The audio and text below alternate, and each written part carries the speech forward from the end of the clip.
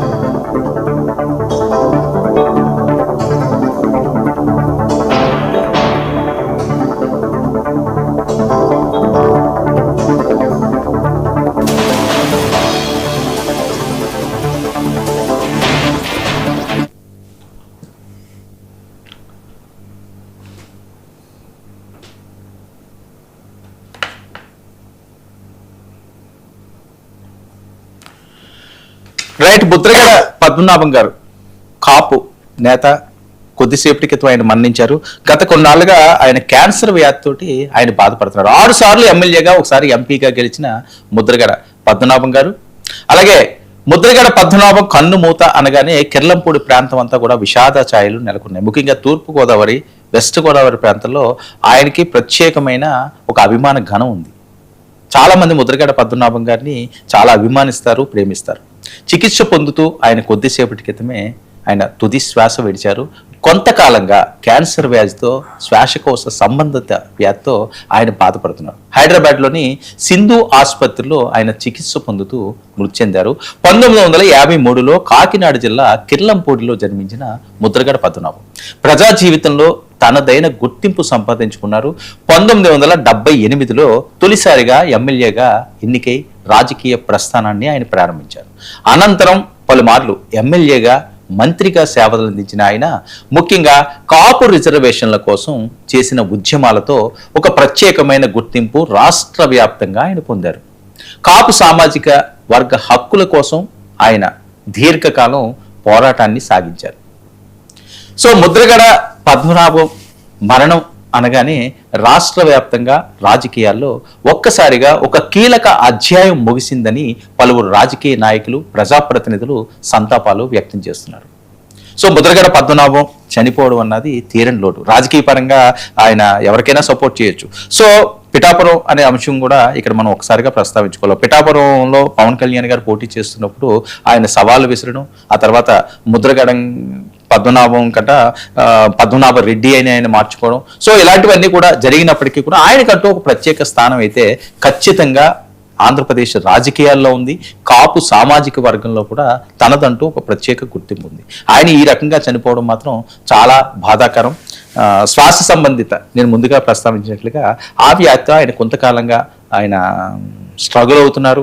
Kirlampudi అనేసరికల్లా care of Mudragada పద్మనాభమే వస్తుంటుంది.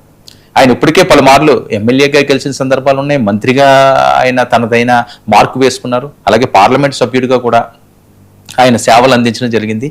ముద్రగడ ఈ రకంగా చనిపోవడం, మొన్నే జగన్మోహన్ రెడ్డి గారు కూడా ఈ మధ్యకాలంలో ఆయన గురించి మాట్లాడడం, ఆయన ఏదో పలకరించారనో.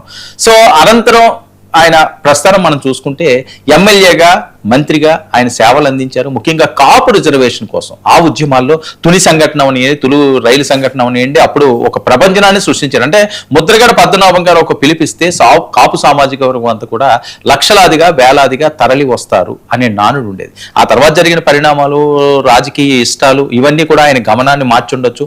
ఎవరితోటి నాకు సంబంధం లేదు, ఎవరిని నేను పట్టించుకోను, నా దగ్గర కూడా ఎవరో రావద్దు అని చెప్పి ఆయన పర్మిషన్ ఉంటేనే కానీ వెళ్ళే పరిస్థితి ఉండదు ఆయన ఇంటికి కూడా. సో వెళ్ళిన వాళ్ళని మాత్రం ఆయన ఆప్యాయంగా, ఆదరంగా, ఎంతో గౌరవప్రదంగా అయ్యా అంటూ సంబోధిస్తూ ఎంతో ప్రేమగా ముద్రగడ పద్మనాభం గారు వాళ్ళందరికీ కూడా తమ ఆతిథ్యాన్ని అందిస్తుంటారు. అది ఎప్పుడూ ఎవరు కూడా మర్చిపోలేదు.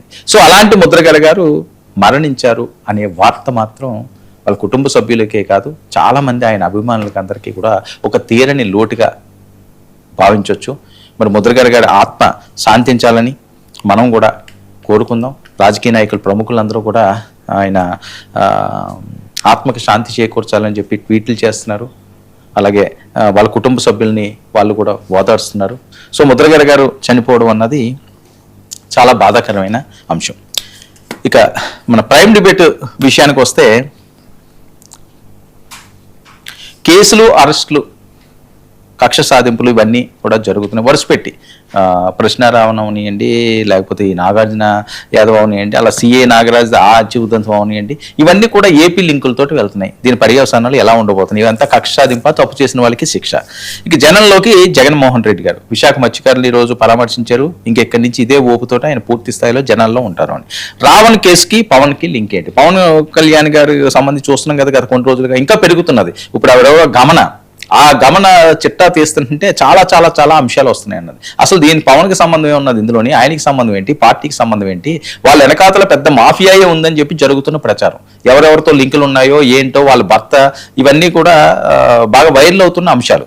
సో పవన్ కళ్యాణ్ గారి సంబంధం లేదు, ఉపా చట్టాలు గిట్టాలు వాళ్ళు చేసిన తప్పులకే అది పడుతుంది అని. ఇక అమరావతిలో కుట్రలు, వాస్తవాలేంటి, ఎవరి కుట్రలు చేస్తున్నారు? చర్చతో వినాడు ప్రైమ్ డిబేట్లో మనతో పాటుగా చర్చలో పాల్గొంటున్నారు రాయపాటి అరుణ గారు, జనసేన అధికార ప్రతినిధి, మనతో పాటుగా లైవ్ లోకి అందుబాటులోకి వచ్చారు. అలాగే శేఖర్ రెడ్డి గారు, వైసీపీ అధికార ప్రతినిధి, కూడా మనతో పాటుగా లైవ్ లో జాయిన్ అయ్యారు.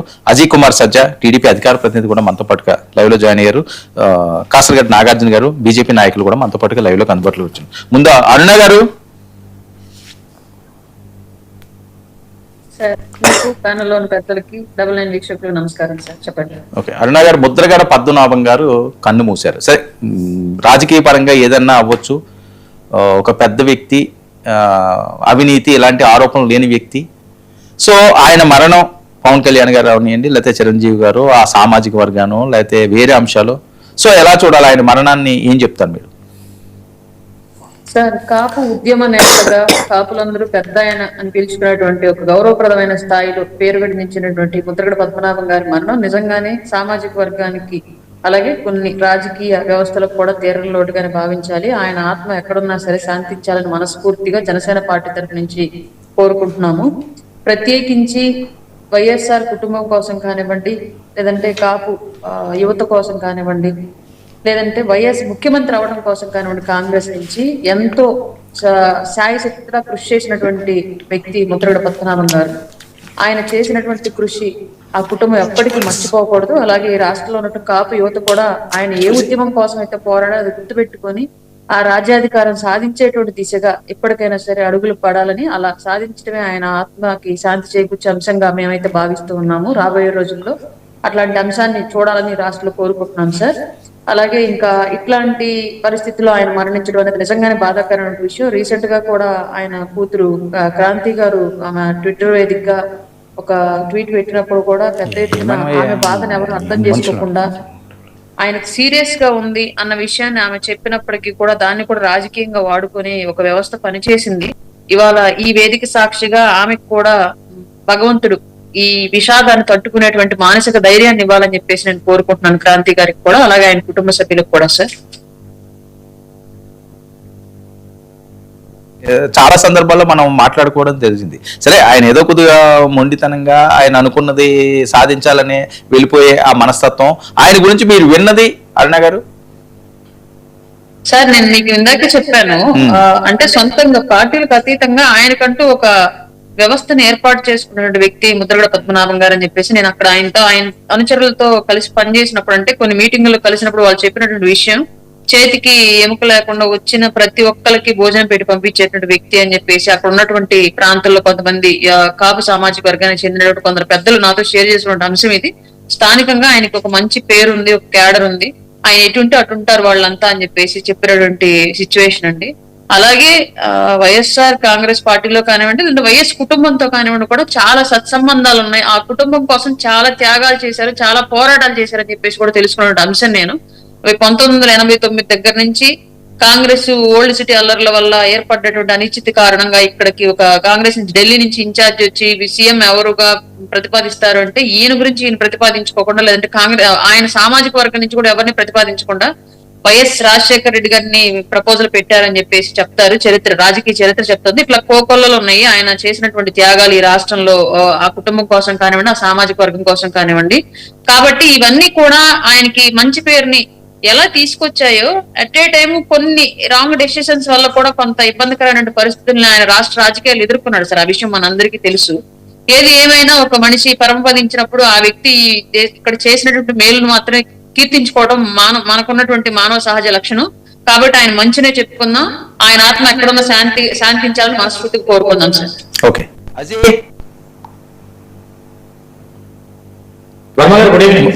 ముద్రగడ పద్మనాభ గారి కోసం వేరేగా మనం ఇంట్రడక్షన్ ఏం అవసరం లేదు, ఎందుకంటే సుదీర్ఘ రాజకీయ అనుభవం ఉన్న ఆయన. సో ఆయన మరణించడం, మీ కామెంట్స్? వర్మ గారు 6 సార్లు ఎమ్మెల్యేగా చేశారు, ఒకసారి ఎంపీగా కూడా గెలిచారు పెద్ద ఆయన ముద్రగడ పద్మనాభం గారు. ఈ రోజు ఆయన మరణం పట్ల నా ప్రగాఢ సానుభూతి తెలియజేస్తున్నాను. వాళ్ళ కుటుంబ సభ్యులందరికీ కూడా భగవంతుడు ధైర్యాన్ని కల్పించాలని చెప్పేసి నేను భగవంతుని కోరుకుంటున్నాను. ఒకటి సార్, రాజకీయాల్లో అనేక అంశాలు ఉండొచ్చు, అనేక కారణాలు ఉండొచ్చు, లేకుంటే ఎప్పుడూ ఒకటే విధంగా రాజకీయం నడవదు. కానీ ముద్రగడ పద్మనాభం గారు లాంటి ఒక వ్యక్తి ఇంకొకరు ఉండరు సార్. ఎందుకంటే ఆయన ఉద్యమ స్ఫూర్తి, ఆయన పోరాడిన తీరు. ఓకే, ఒక రాజకీయ నాయకుడిని సపోర్ట్ చేయొచ్చు, ఒక రాజకీయ నాయకుడిని అపోజ్ చేయొచ్చు, అది రాజకీయాల్లో సర్వసాధారణం. అయినప్పటికీ కూడా ఈ రోజు ఆయన మరణం ప్రతి ఒక్కరికి కూడా తెరని లోటు, ప్రతి ఒక్కరికి కూడా బాధాకరమే. ఎందుకంటే కేవలం కాపుల కోసమో లేకుంటే కాపుల ఉద్యమాల కోసం అనే కాదు, వ్యక్తిగతంగా కూడా ముద్రగడ పద్మనాభం గారిని ఆల్ క్యాస్ట్స్ అందరూ కూడా యాక్సెప్ట్ చేస్తారు, అందరూ కూడా ఒప్పుకుంటారు. అటువంటి ఒక గొప్ప వ్యక్తి ముద్రగడ పద్మనాభం గారు. ఈ రోజు అలాంటి ఒక వ్యక్తి మరణించటం అది ప్రతి ఒక్కరికి కూడా బాధాకరమైన విషయం. ఎందుకంటే అలాంటి వ్యక్తి చాలా అరుదండి. మనం ఈ రోజు ఆయన మన మధ్యలో లేడు, ఈ రోజు దూరం అయ్యారు, చనిపోయారు. అది చాలా బాధాకరమైన అంశం. అండ్ దాన్ని మనం ఎంత మాట్లాడుకున్నా సరే అది తిరిగి రాదు. ఈ రోజు నేను మళ్ళీ మరొకసారి కూడా భగవంతుని కోరుకున్నాను, అలా కుటుంబ సభ్యులందరికీ కూడా ఒక ధైర్యాన్ని కల్పించాలి అని చెప్పేసి.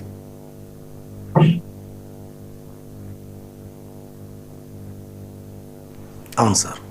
సో ఆయన మన మధ్య లేరని వినటం చాలా బాధాకరం సార్. పార్టీలకు అతీతంగా ఆయన అందరం మనం కొన్ని విషయాల్లో మంచిగా మెచ్చుకోవాలి.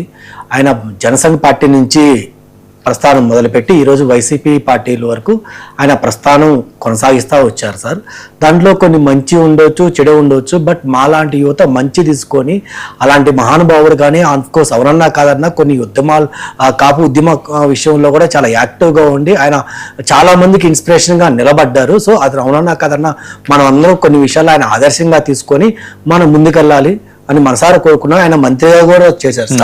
సో నీలం సంజీవారెడ్డి గారికి కూడా అత్యంత సన్నిధిగా కూడా కొన్నాళ్ళు ఆయన మెలిగారు, మన మాజీ రాష్ట్రపతి గారికి కూడా. సో అవునన్నా కాదనని ఆయన మనం ఈ టైంలో మన మధ్య లేరు కాబట్టి మనం ఆయన మంచిగా కోరుకోవాలి. ఆయన మంత్రి ఎంపైన కదండి, కాపు ఉద్యమం టైంలో అసలు ముద్రగడ గారిని చూడాలనో లేకపోతే ముద్రగడ గారు ఒక పిలిపిస్తే ఒక ప్రభంజనం అది. సార్ యాక్చువల్గా మనం కాపు ఉద్యమం అనుకుంటున్నాం సార్. యాక్చువల్గా ఆయన మొదటిసారి ఎమ్మెల్యేగా బడుగు బలహీన వర్గాల తరఫున మొదటగా గెలిచారు సార్. సో ఆయన కాపు నాయకుడు అని చెప్పి చెప్పుకోవడం కంటే బడుగు బలహీన వర్గాలకు కూడా నాయకుడు, వాళ్ళకు కూడా చాలా మంచి చేశాడని చెప్పి అంటే కాలక్రమేపీ ఒక సామాజిక వర్గానికి స్టిక్కాన్ అయ్యాడు తప్పించి ఆయన రాజకీయ ప్రస్తావన కూడా అందరికి ప్రతి పేదవాడికి అండగా ఉండే విధంగా వాళ్ళ తండ్రి గారు ఎలాగైతే అందరికి అవైలబుల్ గా ఉంటారు, ఆయన వారసత్వాన్ని నేను ఉనిపించుకొని కూడా సో మొదటిసారి ఎమ్మెల్యేగా గెలవడానికి గల కారణం కూడా ప్రతి వర్గానికి ఆయన అండదండగా ఉంటూ ప్రతి పేదవారికి నిలబడటం ద్వారా ఆయన మొదటిసారి ఎమ్మెల్యే గెలిచారు సార్. సో అలాగే కాలక్రమేపీ అది కాపు సామాజిక వర్గం దాకా వచ్చింది. బట్ కాపులు కూడా ఆయన అవుననుకున్నా కదా చాలా విషయాల్లో అండగా నిలబడ్డారు. ఇందాక మా సోదరి చెప్పినట్లు కూడా ఎవరైనా సరే ఆకలిని వెళ్ళినా కానీ పలాని ప్రాబ్లం ఉందని కానీ డెఫినెట్ గా వాళ్ళు కూర్చోబెట్టడం, సరే సమస్య తీరదా అదన్నీ తర్వాత ముందు కూర్చోబెట్టడం, వాళ్ళతో మాట్లాడటం, మీ సమస్య ఏందమ్మా ఏంటని వినడం, అతనికి తగినంత విధంగా ఆ పెద్ద ఆయనకి సరే ఈ సమస్య నేను స్పందిస్తానమ్మా, నా చదివేందుకు నేను సాయం చేస్తా అంటూ సాయం చేయలేని ఏమైనా ఉంటే ప్రభుత్వం దృష్టికి తీసుకురావటం కానీ ఎంతవరకు ఆయన సహాయకరించగలరో అంతవరకు సహకరించారు. చాలా మంది ఆదుకున్నారు కాబట్టి కాపు సామాజిక వర్గంలో సరే ఈ అటు కానీ ఇటు కానీ ఇద్దరు కానీ తర్వాత ఆయన కులం మార్చుకోవడం సంథింగ్ ఏది సరే సో ఆయన చాలా వరకు నిలబడ్డారు కాబట్టి ఈరోజు కాపు సామాజిక వర్గంలో ఆయనకి ప్రాంతాలకు అతీతంగా ఆయన గౌరవించుకోవడం జరుగుతుంది సార్. పార్టీలకు అతీతంగా కూడా బహుశా ఆయన మా భారతీయ జనతా పార్టీలో కూడా కొన్నాళ్ళు ఆయన ప్రస్తావన దాదాపు 4 సంవత్సరాలు మా భారతీయ జనతా పార్టీలో కూడా ఉన్నారు. సో పార్టీలకు అతీతంగా ఈ రోజు ప్రతి ఒక్కళ్ళు ఆయన ఒక కీర్తించడం కానీ ఆయన గొప్పతనం కానీ చెప్పడం కానీ జరుగుతుంది సార్. వర్మ గారు రైట్, ఓకే. శేఖర్, వర్మ గారు good evening. Very good evening అండి. ముద్రగడ పద్మనాభం గారు కొద్దిసేపటి క్రితం కన్ను మూశారు.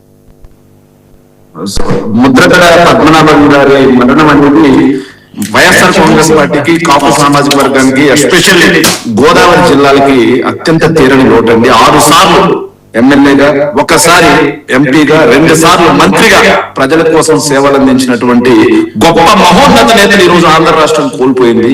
నిజంగా ఆయన లేని లోటు ఈ రాష్ట్రానికి రాష్ట్ర ప్రజలకి తీరనిది. సో ఆయన ఆత్మకి శాంతి లభించాలని ప్రగాఢ సానుభూతి తెలుపుతూ ఆయన కుటుంబానికి వైఎస్ఆర్ కాంగ్రెస్ పార్టీ అన్ని రకాలుగా అండగా ఉంటుంది అని తెలియజేసుకుంటూ ఆయన ఆశయాలను కొనసాగిస్తూ వైఎస్ఆర్ కాంగ్రెస్ పార్టీ ఖచ్చితంగా ప్రజలకి మేలు చేసే విధంగా ముందుకెళ్తుంది అన్న విషయాన్ని కూడా ఈ సందర్భంగా స్పష్టం చేస్తున్నాం సార్.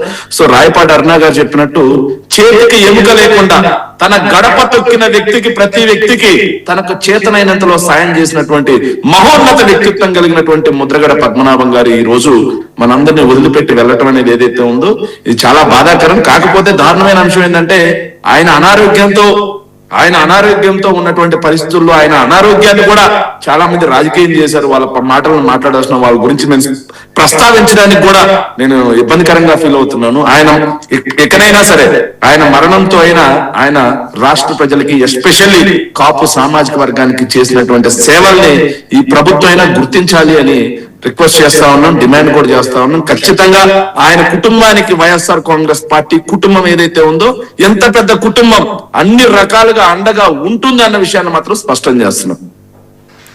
ఓకే, వైఎస్ఆర్సీపీతో ఆయన అనుబంధం అవనియండి లేకపోతే వేరే రకంగా ఈ మధ్య కాలంలోనే కూడా ఆయన కొన్ని మాట్లాడిన సందర్భాలు కూడా ఉన్నాయి. సో మీకు తీరని లోటేనా ఆ సామాజిక వర్గం నుంచి ఒక పెద్ద వ్యక్తి ఈ రకంగా మరణించడం? సార్ సామాజిక వర్గం అనేది కొద్దిసేపు పక్కన పెట్టండి సార్. పెద్ద మనిషిని కోల్పోయింది వైఎస్ఆర్ కాంగ్రెస్ పార్టీ, పెద్ద మనసున్న మనిషిని కోల్పోయింది వైఎస్ఆర్ కాంగ్రెస్ పార్టీ. నేను ముద్రగడ పద్మనాభం గారితో పర్సనల్ గా 2 సార్లు కలిసాను సార్. అది కూడా మా పార్టీ ఆఫీస్ లో ఎలక్షన్స్ ఓడిపోయిన తర్వాత 2024 ఎన్నికలు ఓడిపోయిన తర్వాత 2 సార్లు ముద్రగడ పద్మనాభం గారిని నేను కలవడం జరిగింది. ఈ వయసులో కూడా ఆయన నిజంగా ఆయనకున్న మంచితనం, ఆయన మాట తీరు, అందరినీ పలకరించే విధానం మాలాంటి యువకులందరికీ కూడా ఎంతో మందికి మార్గదర్శనీయం. అలాంటి వ్యక్తుల్ని ఫాలో అవ్వాల్సినటువంటి అవసరం ఉంది. ఎవరినైనా గౌరవపూర్వకంగా పిలవగలిగినటువంటి గొప్ప వ్యక్తిత్వం ఉన్నటువంటి వ్యక్తి. సో ఆయన లోటు వైఎస్ఆర్ కాంగ్రెస్ పార్టీకే కాదండి, గోదావరి జిల్లాలకు కూడా తీరని లోటు అన్న విషయం మాత్రం స్పష్టం చేస్తున్నాం సార్. ఓకే, అజయ్ మీరు ఎప్పుడన్నా ఆయన కలిసిన సందర్భం ఏమైనా ఉందా? లేదు అమ్మగా, నేనైతే ఎప్పుడు కలవలేదు. ఓకే, మీరు? లేదు సార్, నేనే జనరల్ గా ఆయన గురించి వినడం లేదు. విన్నాను సార్, విన్నాను. ఆయన మేము చిన్నప్పుడు కూడా చాలా ఉద్యమాలు చేసేవాళ్ళు. మేము అంటే టీవీలో చూడటం కానీ ప్రత్యక్షంగా అయితే నేను కలవలేదు సార్ పెద్ద ఆయన్ని. టీవీలో కానీ ఉద్యమాలు చేసేటప్పుడు కానీ అలా చూపిస్తున్నప్పుడు మేము యాక్టివ్గా చూసేవాళ్ళం. ముద్దగానం గారు ఆ ఇష్యూ మీద పోరాడుతున్నారు, మంచి జరగాలి, ప్రభుత్వం సానుకూలంగా స్పందించాలి, ఎవరికి ఏం కాకూడదు, తుని ఘటనలు అనుకోవడం, ఎవరికి ఏం జరగకూడదని ఇలా మేము అనుకున్నాం తప్పించి మేమైతే పెద్ద ఆయన ఎప్పుడు పర్సనల్గా కలవలేదు సార్. కలిసి ఉంటే బాగుందని చెప్పి మాకు ఇప్పుడు అనిపిస్తుంది. ఓకే, ఎందుకంటే అలాంటి మహానుభావులు పార్టీలకు అతీతంగా కూడా ఒకసారి, ఎందుకంటే చాలా సీనియర్లు, చాలా విషయాలు యాక్టివ్గా ఉన్నారు, చాలా పార్టీలు ఆయనకి అంటే రాజకీయంగా ఉద్దండులు, అది ఏదైనా కానివ్వండి రాజకీయంగా ఉద్దండులు. అలాంటి వాళ్ళు మనం ఒక్కసారి ఆయన కలిసి ఆయనతో ఒక ఫోటో తీసుకుంటే అది చిరకాలం ఒక జ్ఞాపకంగా ఉండేది అనిపించింది సార్. సో ఈరోజు పెద్ద ఆయన లేరు, పర్లా ఇప్పుడైనా సరే ఆయన పద్ధదేహానికి మేము ధన్యవాదాలు అర్పిస్తున్నాం. అలాగే మా పార్టీ తరఫున కూడా వాళ్ళ కుటుంబానికి సానుభూతి తెలుపుతా, అన్ని విధాలుగా భారతీయ జనతా పార్టీ వాళ్ళ కుటుంబానికి అండదండగా ఉందని నేను ఈ యొక్క ముఖంగా మీకు తెలియజేస్తున్నాను. Okay okay. అరుణ గారు, క్రాంతి గారితో మీకు పరిచయం ఉందండి? క్రాంతి గారికి నాకు పరిచయం ఉంది సార్.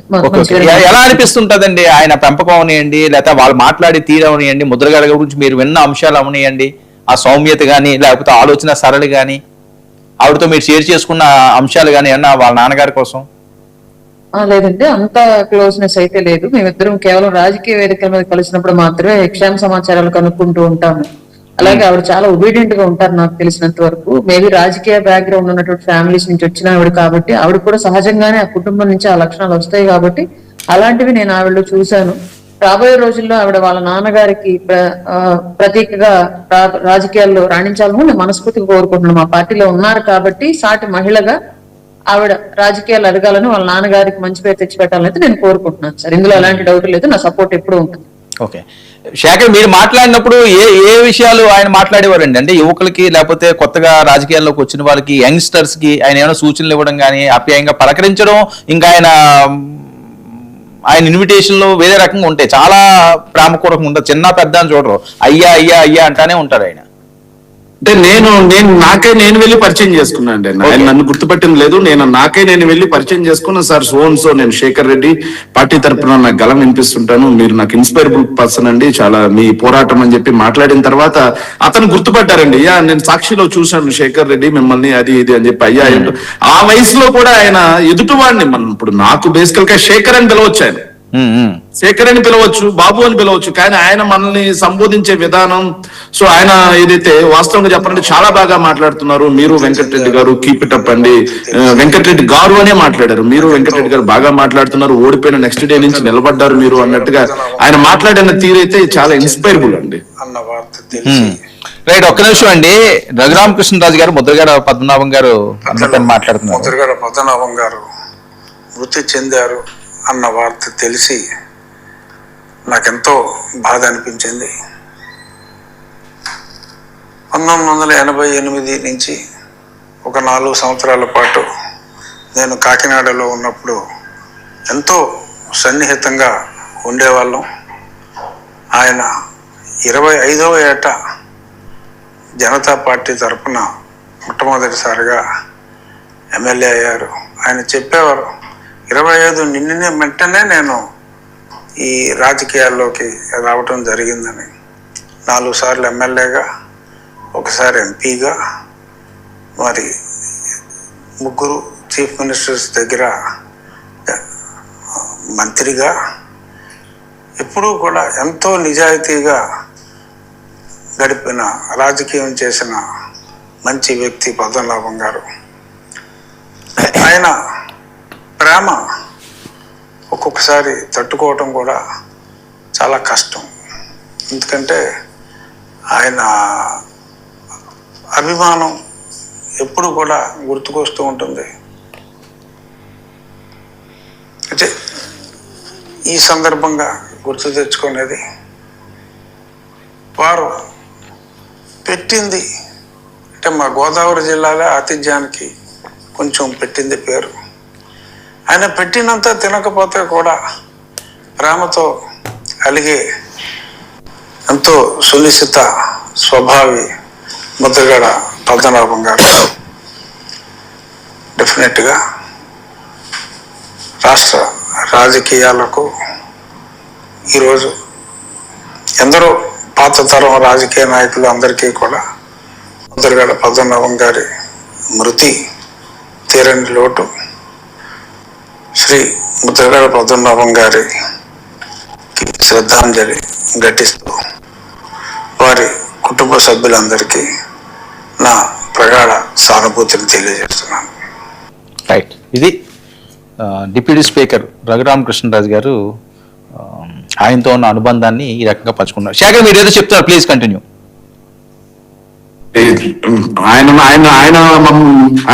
ఆయన దగ్గరికి మేము వెళ్ళి పరిచయం చేసుకుని మాట్లాడినా ఆయన మమ్మల్ని అభినందించిన తీరు, ఆయన మాట తీరు అనేవి ఖచ్చితంగా ఇన్స్పైరబుల్ అండి. ఆయన గురించి మాట్లాడడానికి నా స్థాయి కాదని నేను అనుకుంటున్నాను. అంత గొప్ప వ్యక్తి, మహోన్నతమైన వ్యక్తి. నా వయసుకి ఆయన గురించి ఇంకెంతకు మించి నేను మాట్లాడలేనేమో అన్నంత కించత్ భయం కూడా వేస్తుందండి. ఆయన గురించి మనం ఏమైనా తప్పుగా దొరుకుతామేమోనండి. అంత గొప్ప మహోన్నతమైనటువంటి వ్యక్తి అండి. ఓకే, ఖచ్చితంగా ఒక గొప్ప వ్యక్తిని, ఓ పెద్ద ఆయన్ని అయితే ఆంధ్రప్రదేశ్ కోల్పోయిందనే చెప్పొచ్చు. ఈనాటి మనిషికి ఆయన 1978 నుంచి కూడా ఎంతో ఉత్సాహంగా రాజకీయాల్లో యువ నాయకుడిగా ఎదిగి అంచెలంచెలుగా తనదైన మార్కు వేసుకున్నాడు. ముద్రగడ గారు అంటే ఒక brand. Please. I think sir 1994లో సార్ 94లో అప్పుడు కాంగ్రెస్ పార్టీ ఉన్నప్పుడు కూడా ఆయన కాపుల కోసం ఏమన్నా చేయాలని ఇదిగా ఉన్నప్పుడు కోట్ల విజయభాస్కర్ రెడ్డి గారు ముఖ్యమంత్రిగా ఉన్నారు సార్. ముఖ్యమంత్రిగా ఉన్నప్పుడు కూడా ఆయన చాలా సార్లు ముఖ్యమంత్రి గారు కలిశారు. చాలా విషయాల్లో మా కాపులకి ఏమన్నా చేయమన్నప్పుడు అప్పుడు ప్రభుత్వం ఏమి స్పందించకపోతే కూడా ఆయన ఆమరణ నిరాహార దీక్ష చేయటం వల్ల జీవో నెంబర్ 30 ఇష్యూ చేసి ఎవరైతే కాపు స్టూడెంట్లు ఉన్నారో, కాపు స్టూడెంట్లో ఎవరైతే పేదవాళ్ళు ఉన్నారో వాళ్ళకి ఆర్థిక సాయం చేసే విధంగా అప్పుడు జీవో కూడా ఇష్యూ చేయడం జరిగింది సార్. ఆ జీవోలో కూడా ముద్రగడ పద్మనాభం గారు కూడా చాలా యాక్టివ్గా ఇదిగా వర్క్ చేశారు. దాంతోపాటు ఇంకొక ఇన్సిడెంట్ సార్, 1988లో అనుకుంటా సార్, కొంతమంది దళితుల్ని బీసీలని అరెస్ట్ చేసి స్టేషన్ తీసుకెళ్తే అప్పుడు ముద్రగడ పద్మనాభం గారు లేదు మీరు ఎలా అరెస్ట్ చేస్తారు, అది కరెక్ట్ కాదని చెప్పి ఆయన స్టేషన్ దగ్గరికి వెళ్ళినప్పుడు కూడా పోలీసులు ఆయన స్టేషన్లోకి రానిపోయేసరికి ఆయన బయట ఉండే చాలా వరకు స్పందించడం జరిగింది. స్పందించిన తర్వాత దాదాపు 5 రోజులు ఎంత మాట్లాడినా ఎంత స్పందించినా కానీ వాళ్ళు పోలీసులు ఏం స్పందన లేకపోయేసరికి, ప్రభుత్వం తరఫున కూడా ఏమి లేకపోయేసరికి అప్పుడు ఆయన స్టేషన్ ముందే మొదటిసారి సార్, రాజకీయ నాయకులు ఇలా బిహేవ్ చేయడం మొదటిసారి అని చెప్పుకోవచ్చు.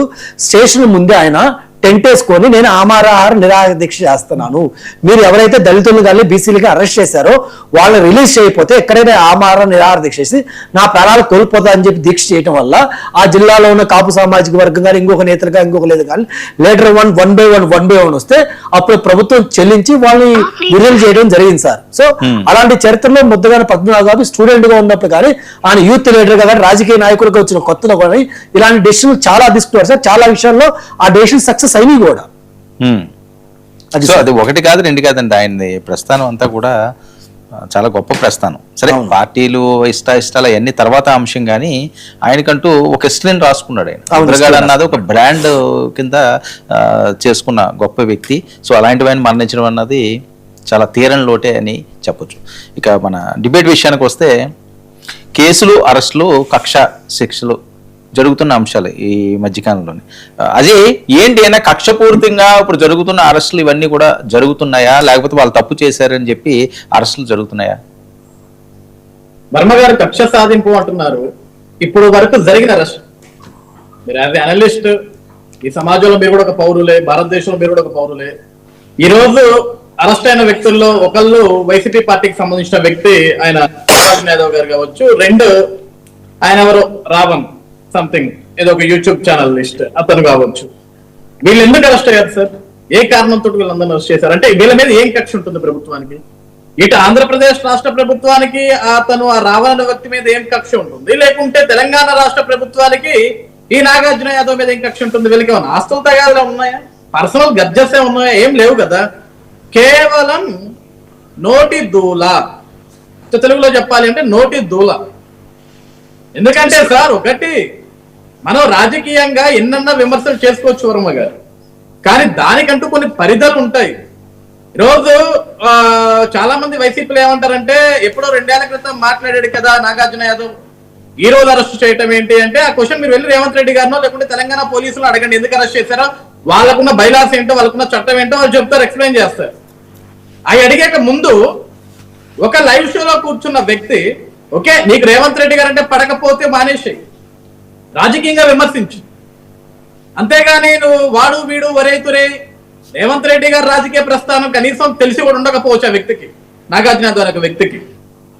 ఎందుకంటే ఆయన ఆషామాషి వ్యక్తి కాకపోతే తెలంగాణ రాష్ట్ర ప్రజలు కొన్ని కోట్ల మంది రేవంత్ రెడ్డి గారిని, సార్ కాంగ్రెస్ పరిస్థితి ఎలా ఉంటుందో మనకు తెలుసు, కాంగ్రెస్ పరిస్థితి ఎలా ఉందో అన్ని రాష్ట్రాల్లో మనకు తెలుసు. అలాంటి కాంగ్రెస్ ని తెలంగాణ రాష్ట్రంలో గెలిపించి ఆయన ముఖ్యమంత్రి పీఠం సాధించుకున్నాడంటే అది ఆషామాషి వ్యవహారం కాదు కదా. అలాంటి ఒక వ్యక్తిని పట్టుకొని నువ్వు ఇష్టానుసారంగా ఏది పడితే అది మాట్లాడితే, నిన్న కూడా నాకు తెలిసి అతను అరెస్ట్ అయిన తర్వాత మళ్ళీ జైలుకి తీసుకెళ్తున్నప్పుడు రిమాండ్ చేసిన తర్వాత ఇది చంద్రబాబు కమిషనర్లో జరిగిందని మాట్లాడుతున్నాడు. అతను ఏం అవసరం సార్ చంద్రబాబు నాయుడు గారికి?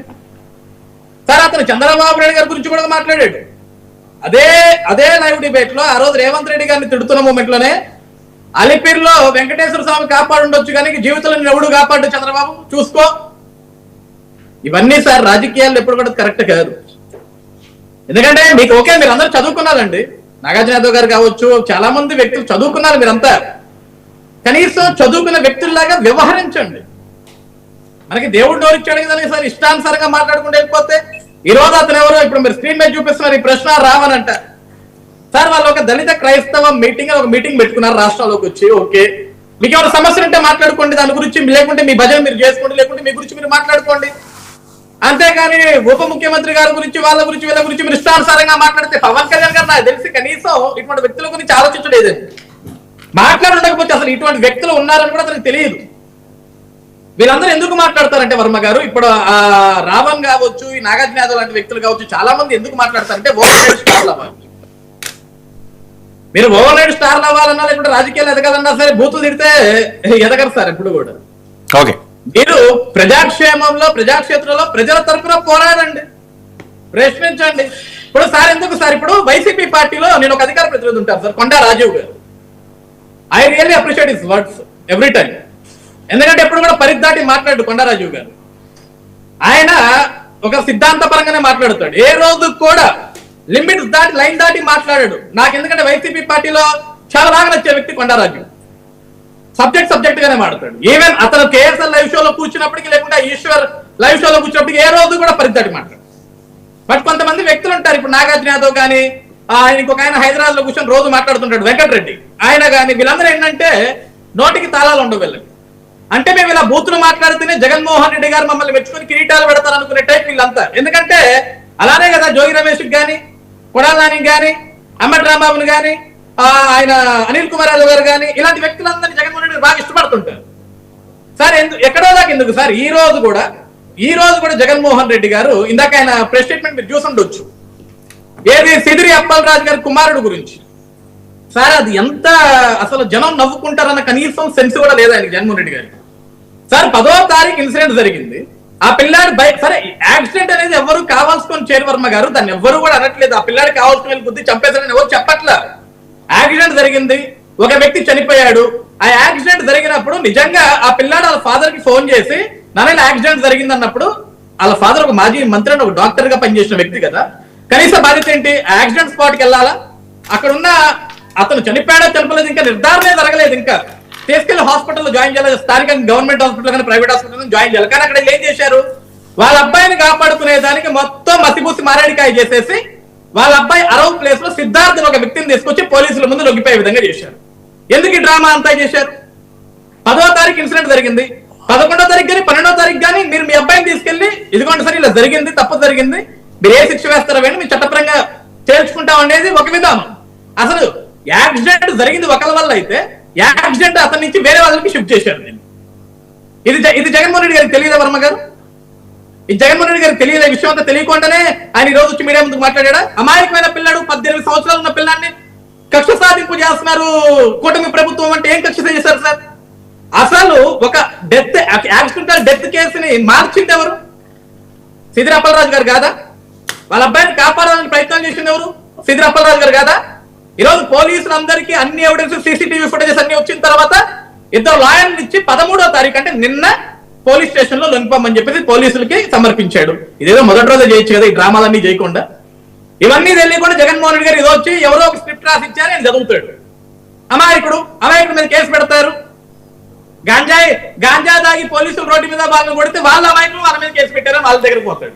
ఓకే, నేను అనేది ఏంటంటే వర్మ గారు, జగన్మోహన్ రెడ్డి గారిని కూడా మేము ఒకటే అడుగుతున్నాం సార్, మీరు ఈ రోజు మీరు మాట్లాడితే మాకు 40% ఓటింగ్ ఉందన్నారు, లేకుంటే కాదు విజయ్, ఇప్పుడు వైఎస్ఆర్సీపీకి ప్రశ్నారావునికో లేకపోతే వైఎస్ఆర్ జనసేనకో ప్రశ్నారావు ఎవరికైనా ఏమైనా సంబంధాలు ఉన్నాయా, లేకపోతే ఇవన్నీ కూడా వార్తలు వండుతున్నారా? వర్మ గారు ఇప్పుడు ఆ ప్రశ్నారావు అనే వ్యక్తికి జనసేనకి ఎటువంటి సంబంధం ఉండదు. ఎందుకంటే అసలు టీడీపీకి ఉన్నదా, టీడీపీకి సంబంధం ఉందని వాళ్ళు మాట్లాడుతున్నారు. సార్ చెప్తున్నాను చూడండి, అతను సరే గతంలో యూట్యూబ్ ఛానల్ ఏదో మాట్లాడుకుంటుంటాడు, అది కూడా ఎవడు పట్టించుకోడు సరిగా. అతను మన ఆంధ్రప్రదేశ్ రాష్ట్రంలోకి వచ్చి దళిత క్రైస్తవ సభను ఆ మీటింగ్ పెట్టి అక్కడ ఉప ముఖ్యమంత్రి గారిని రఘురామకృష్ణరాజు గారిని వీళ్ళందరినీ తిట్టడం మొదలుపెట్టిన తర్వాత ఆ రోజు ఇతని గురించి మాట్లాడడం జరిగింది. అతని కేసు వల్ల ఇతర విషయాలన్నీ బయటికి రావడం జరిగింది. అప్పుడు దాకా అతను ఎవడికి తెలియదు. కానీ అతన్ని బాగా పూసుకుంది ఎవరయ్యా అంటే వైఎస్ఆర్సీపీ పార్టీ. ఫస్ట్ ఎవరు పూసుకున్నారు బాగా అంటే అక్కడ జడస్టవన్ అతను బాగా పూసుకున్నాడు. ఆ తర్వాత అంబటి రాంబాబు గారు ఈ యుగంలో ఈ రావుని నేను కాపాడుతా అన్నాడు ఆయన. అంబటి రాంబాబు గారు అయితే అసలు పాపం దగ్గరుండి భుజాలు మోసి రావణ్ ఎలానే కాపాడుకుంటా అంటున్నాడు. కానీ ఈ రోజు రావణ్ సంఘటనలో ఇందాక మీరు స్టార్టింగ్ ఇంట్రోలో కూడా ఈ రావణ్ తో పాటు ఎవరెవరో గగనానో భవనానో ఎవరో సంథింగ్ వీళ్ళందరూ అంశాలు కూడా బయటకు వస్తున్నాయి ఈ రోజు. మరి అంబటి రాంబాబు గారు ఎందుకు సైలెంట్ అయిపోయారు ఈ రోజు? మాట్లాడొచ్చు కదా. ఏంటి మీరు గగనా మీద కూడా పోరాడుతున్నారు, భవన మీద కూడా పోరాడుతున్నారు, ఇది కరెక్ట్ కాదు, నేను ఆడపిల్ల కూడా అండగా ఉంటాను, వచ్చి మాట్లాడమని చెప్పండి ఆయన. ఈ రోజు ఏంటంటే సార్ ఇటువంటి వ్యక్తులందరినీ ఈ ప్రశ్నారావుకి అంబటి రాంబాబు గారితో ఎందుకు మేజర్ ఇంపాక్ట్ అంటే ఆయన ఇంటర్వ్యూస్ ఉంటాయి సార్ వర్మ గారు. నేను మొన్నే చూసా వీళ్ళిద్దరు ఇంటర్వ్యూస్ కూడా. ప్రశ్నారావుతో అంబటి రాంబాబు గారు ఇంటర్వ్యూస్ ఉంటాయి. ఈ ఇంటర్వ్యూస్ ఎఫెక్ట్ పాపం. ఎందుకంటే ఈ రోజు టీడీపీకి సంబంధం జనసేనకి సంబంధం అంటే చాలా తప్పు. అతను ఎక్కడ టీడీపీ వాళ్ళని ఇంటర్వ్యూస్ చేయలేదు, జనసేన వాళ్ళు ఇంటర్వ్యూస్ చేయలేదు. అతను చేసింది వైసీపీ వాళ్ళని. ఈవెన్ ఇప్పుడు నిజంగా టీడీపీతో అతనికి సంబంధం ఉందనుకోండి, టీడీపీని తిట్టకూడదు. కానీ అతను ఇన్ని ఇంటర్వ్యూస్ లో ఎక్కడ వైసీపీని ఎక్కడ సరే వేరే వాళ్ళతో కూడా సరే ఒకటి విజయ్ అజయ్ నువ్వు చూడలేదేమో, వేరే వాళ్ళతో కూడా ఉన్నాయి ఇంటర్వ్యూలు చేసినంత మాత్రాన అవన్నీ ఎందుకు మళ్ళీ కాంట్రవర్సీలు? కానీ నేను అట్లా అనట్లేదు వర్మ గారు. అంబటి రాంబాబు గారు ఎక్కువ భుజాన్ని వేసుకునే దానికి కారణం అది, మాకు అవసరం లేదు. మేమెవరో ఇప్పుడు హైదరాబాద్ లో కూర్చొని పోరాడాల్సిన అవసరం లేదు. ఓకే అరుణ గారు, మీ వెర్షన్ ఏంటి ఈ ప్రశ్న ఎక్కడికి వెళ్తున్నది? ఆ గమనం ఎటువైపు? చాలా విషయాలు వస్తున్నాయి. వాళ్ళ హస్బెండ్ అయితే ఇదేదో పెట్టి కోసుకుంటున్నాడు, వీళ్ళు ఏదో వీడియోలు కూడా తీస్తున్నారు, అదిగో అది కూడా వైరల్ అవుతుంది. మీరేమైనా ఫాలో అవుతున్నారా? ఇది ఎటువైపు వెళ్తున్నది, ఏంటి మెసేజ్? అలాగే నాగార్జున యాదవ్ అరెస్ట్ కూడా చాలా అన్యాయంగా చేశారు, అందులో ఏదో వీళ్ళు కుట్ర కూడా, ఆంధ్రప్రదేశ్ లో ఉన్న ప్రభుత్వ కుట్ర కూడా ఉందని. సార్ ముందుగా నాగార్జున యాదవ్ గారి అరెస్ట్ గురించి మాట్లాడాల్సి వస్తే అది ఆంధ్రప్రదేశ్ ప్రభుత్వానికి ఎలాంటి సంబంధం లేదు. మీరు ఇది ఏదైనా ఉంటే తెలంగాణ గవర్నమెంట్ నుంచి ఆ పార్టీకి సంబంధించిన వ్యక్తుల నుంచి తీసుకొచ్చి అడిగితే కరెక్ట్ ఆన్సర్ వస్తుంది సార్. ప్రతి దాంట్లో దేశంలో ఏం జరిగినా సరే కూటమికే సంబంధం అన్నట్లుగా మాట్లాడితే అది ఇంకా వినే వాళ్ళకే హాస్యాస్పదమే. మాట్లాడితే మేము ఇంకా హాస్యాన్ని పొడిగించిన వాళ్ళం అవుతాం తప్ప తగ్గించిన వాళ్ళం అవ్వం. మొదటి విషయం, మనం మాట్లాడే ముందు మీడియా ముందు కూర్చున్నప్పుడు మనం మాట్లాడుతున్న వ్యక్తుల స్థాయి ఎంత, మన స్థాయి ఎంత, మాట్లాడే పదజాలం యొక్క ఆమోదం ఎంత ప్రజాస్వామ్యంలో అన్న విషయాన్ని మర్చిపోయి మాట్లాడడం అనేది తప్పు. ఒక ముఖ్యమంత్రిని పట్టుకొని స్విగ్గీ జొమాటో డెలివరీ బాయ్ ఆడు వీడని మాట్లాడడం ఇలాంటివి నిజంగానే చాలా అంటే చాలా ఖండించాల్సిన విషయాలు ఏ పార్టీ నుంచి అయినా సరే. మేము విపరీతమైన ఇబ్బందులకు గురైన వ్యక్తిని నేను వైసీపీ టైంలో. వర్ర రవీందర్ రెడ్డి, కోరగడ్డ నీలు, శ్రీరెడ్డి, పంచి ప్రభాకర్ లాంటి ఉన్మాదుల్ని నా మీద వదిలి నీచంగా నా వ్యక్తిగత జీవితాన్ని కూడా డ్యామేజ్ చేయాలని ట్రై చేసినా సరే నేను ఏ రోజు జగన్మోహన్ రెడ్డిని అరే తురే నేను మాట్లాడను. విధానబద్ధంగానే క్వశ్చన్ చేశాను. కానీ ఎవరిని కూడా ఇంక్లూడింగ్ వాళ్ళ పార్టీలు ఎవరైనా సెటైరికల్ గా మాట్లాడడం తప్ప బూతులుగా వల్గర్ గా మాట్లాడాలి. ఓకే శేఖర్ సింపుల్ గా స్ట్రైట్ గా ఒక్క ముక్కలో చెప్పండి ఈ అరెస్టుల మీద. సార్ ఒక్క ముక్కలో ఎక్కడ చెబుతారు సార్ వాళ్ళని? టైం లేదు ప్లీజ్ అర్థం చేసుకోండి. ముద్రగడ గారి ఇష్యూ ఉంది కదా, అర్థం చేసుకోండి. సార్ నేను ఒకటి చూపించాలి సార్. సో ఏంటంటే ఈ తెలుగుదేశం పార్టీ వాళ్ళు అబద్ధాన్ని ఎన్నిసార్లైనా అనర్గళంగా మాట్లాడడంలో వీళ్ళని మించిన వ్యక్తులు లేరు సార్. జగన్మోహన్ రెడ్డి గారు మాట్లాడింది ఏంది? యాక్సిడెంట్ జరిగిన వ్యక్తి మీద యాక్సిడెంట్ కేసు పెట్టాలి కానీ మర్డర్ కేసు ఎలా పెడతారు అని అడిగితే యాక్సిడెంట్ జరిగిన వ్యక్తుల మీద మర్డర్ కేసు పెడతారా? మరి బోండా ఉమా కొడుకు మీద యాక్సిడెంట్ చేశారా? యాక్సిడెంట్ కేసు పెట్టారా? మర్డర్ కేసు పెట్టారా?